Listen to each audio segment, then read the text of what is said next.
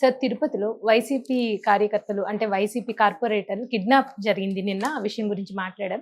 So వాళ్ళు తెలుగుదేశం పార్టీకి ఓటేసి బయటకు వచ్చిన తర్వాత కరుణాకర్ రెడ్డిని పట్టుకుని వాళ్ళు ఏడుస్తున్న దృశ్యాలు కొన్ని మీడియాలో వచ్చినాయి సార్. ఇది చాలా అంటే మాట్లాడడానికి కొంచెం విచిత్రంగా అనిపిస్తోంది. అసలు ఎలా సార్ ఈ ఇష్యూని ఎలా చూడాలి? యాక్చువల్గా నిన్న మనం ఈ టాపిక్ మాట్లాడుకున్నాం. తిరుపతిలో మున్సిపాలిటీలో డిప్యూటీ స్పీకర్ పోస్ట్ ఖాళీ అయింది. ఎందుకంటే తిరుపతిలో డిప్యూటీ స్పీకర్ పోస్టులు 2 ఉంటాయన్నమాట, స్పీకరు డిప్యూటీ స్పీకర్. యాక్చువల్గా తిరుపతిలో ఏంటంటే మొత్తం 50 డివిజన్స్ ఉన్నాయి. ఈ 50 డివిజన్స్లో గత ఎన్నికల్లో 49 కార్పొరేట్ సీట్లు వైసీపీకి వచ్చాయి. ఎందుకంటే చాలా వరకు అప్పట్లో వైసీపీ ఏం చేసిందంటే ఏకగ్రీవాలు అంటారు. ఏకగ్రీవం అనేది ఒక బూతు మాట. నిజానికి ఏకగ్రీవం అంటే అర్థమైంది వాలంటరీగా అందరూ ఎన్నిక వద్దు, ఈయన్నే మేము ఎందుకుంటామనేది.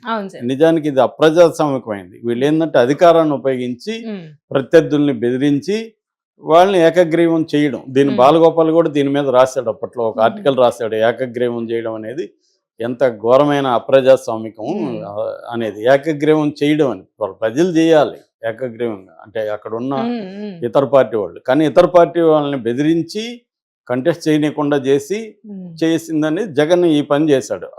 దారుణమైన అప్రజాస్వామిక చర్యకి జగన్ పాల్పడ్డాడు. సో అనే ఒక కార్పొరేటర్ మాత్రమే తెలుగుదేశం తరపున గెలిచాడు. సో అప్పట్లో 49 మంది ఉన్నారు.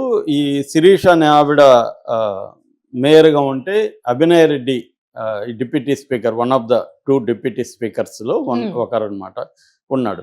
అయితే మొన్న ఎన్నికల్లో 2024 ఎన్నికల్లో అక్కడ ఎమ్మెల్యేగా ఈయనకి అభినయ్ రెడ్డి వచ్చి భూమన కరుణాకర్ రెడ్డి వాళ్ళ అబ్బాయి. ఆ అబ్బాయికి ఇచ్చాడు జగన్. దాంతో అబ్బాయి రిజైన్ చేయాల్సి వచ్చింది. 2 పోస్టులు ఉండకూడదు కాబట్టి దానికి రిజైన్ చేసి ఎమ్మెల్యేగా కంటెస్ట్ చేశాడు, ఓడిపోయాడు. ఆర్ఎన్ఏ శ్రీనివాసులు అని అక్కడ జనసేన తరపున, ఒకప్పుడు ఆర్ఎన్ఏ శ్రీనివాసులు వైసీపీలో ఉన్నాడు, జనసేనకి వెళ్ళి జనసేన నుంచి అక్కడ టికెట్ వస్తే అతను గెలిచాడు. ఇప్పుడు ఏమైంది, ఈ తెలుగుదేశం గవర్నమెంట్ వచ్చింది. ఇప్పుడు మొత్తం రాష్ట్ర మున్సిపాలిటీల్లో 12 పోస్టులు ఖాళీ అయినాయి. డిప్యూటీ స్పీకర్ కావచ్చు, డిప్యూటీ మేయర్ కావచ్చు, మేయర్ కావచ్చు, ఇలా 12 పోస్టులు ఖాళీ అయితే 12 వాటికి ఎన్నికలు కంటెస్ట్ చేశారు. నిన్న జరిగిన ఎన్నికల్లో 7 మంది కూటమి అభ్యర్థులు గెలిచారు. 5 మందిది పోస్ట్ పోన్ అయింది. ఈ రోజుకి నాకు తెలిసి 5 మంది కూడా వాళ్ళే అవుతారు.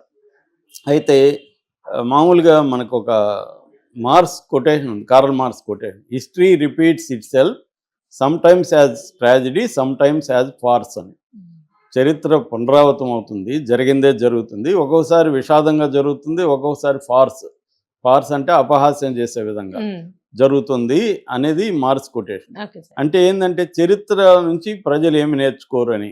అదే దాన్ని ఫ్రాయిడ్ కూడా చెప్తాడు. మనుషులు ఎవరు కూడా తమ గతానుభవాల నుంచి ఏమి నేర్చుకోరు, మళ్ళీ అదే అనుభవాన్ని రిపీట్ చేస్తున్నారు ఆయన.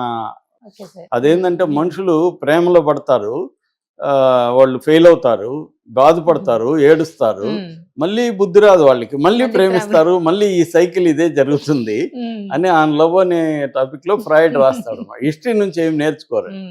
అలాగే మనకి ఇది గతంలో జగన్ ఇదే పని చేస్తే ఇప్పుడు తెలుగుదేశం కూడా అంతకంటే ఎక్కువ ఇదే పనే చేస్తుంది.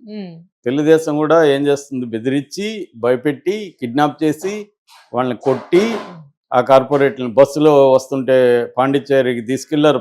వీళ్ళు పాండిచ్చేరి నుంచి ఓటేయడానికి వస్తుంటే మధ్యలో ఆపి బస్సుని, అది డోర్ రాకపోతే అద్దాలకు గుజ్జి కొట్టి, నిన్న చెప్పాను ఇవన్నీ, లాగి వాళ్ళని కిడ్నాప్ చేసి తీసుకెళ్లారు కొంతమందినేమో నయానా ఇది చేసి ఒక 20 మందిని లాగారు 49 మందిలో. మిగతా వాళ్ళని తమ గెలుపు అవసరమైన మెజార్టీ కావాలి కాబట్టి లాగి కొట్టి తీసుకెళ్లారు. అందులో నలుగురులో 3 ఓటేశారు. ఒక అతను ఎవరికి వేయలే, తటస్థంగా ఉన్నాడు. అమర్నాథ్ రెడ్డి అనే అతను తటస్థంగా ఉన్నాడు. మిగతా 3 అనీష్ రాయల్, మోహన్ కృష్ణ యాదవ్, అనిల్ కుమార్ అనే 3 కార్పొరేటర్లు అక్కడ ఓట్లు వేసేసి ఈ కరుణాకర్ రెడ్డి ఇంటికి వచ్చి కరుణాకర్ రెడ్డి కాళ్ళ మీద, అభినయ్ రెడ్డి మీద కాళ్ళ మీద పడి బోరున విలపిస్తున్నారు. వీళ్ళు కూడా వాళ్ళని తిట్టట్లేదు. దుర్మార్గాలు మా క్యాంటీగా ఓట్లేసి మళ్ళీ వస్తారా అనకుండా వాళ్ళని హక్కున చేర్చుకుని, పర్వాలేదు మేము అర్థం చేసుకున్నాం, మీరేం బాధపడకండి అని వాళ్ళని ఓదారుస్తున్నారు. అంటే ఇలాగే ఉండాలిరా నాయకులు, తమకు వ్యతిరేకంగా ఓట్లేసినా కూడా మామూలుగా అయితే ద్రోహి నువ్వు మాకు అవును వ్యతిరేకంగా వేస్తావా ఉమ్, ఉమ్, అని చేయాల్సింది పోయి హక్కును చేర్చుకొని వాళ్ళు ఏడుస్తుంటే వీళ్ళే ఓదార్చి ఉమ్, లీడర్షిప్ అంటే ఇలా ఉండాలి. అవును సార్. అంటే ఒక క్రైసిస్ వచ్చినప్పుడు ఉమ్, ఎంతో పోరాడాడు అభినయ్ రెడ్డి. పోలీస్ స్టేషన్కి వెళ్ళాడు, తన వాళ్ళని కాపాడుకోవడానికి ఫైట్ చేశాడు, ఉమ్, వీధుల్లోకి వచ్చాడు, అన్ని చేశాడు.